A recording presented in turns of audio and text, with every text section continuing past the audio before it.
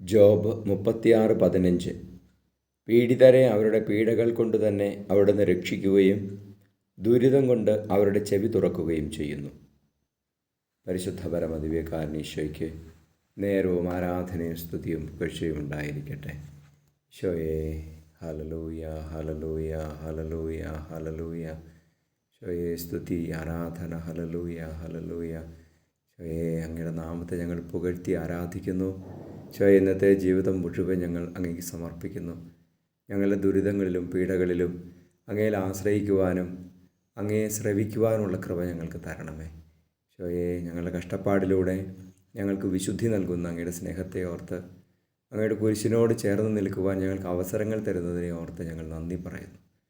നമ്മുടെ കർത്താവ് യേശു മിശിഹായുടെ കൃപയും പിതാവായ ദൈവത്തിൻ്റെ സ്നേഹവും പരിശുദ്ധാത്മാവിൻ്റെ സഹവാസവും നിങ്ങളോടുകൂടി ഉണ്ടായിരിക്കട്ടെ, ഇപ്പോഴും എപ്പോഴും എന്നേക്കും. ആമേൻ.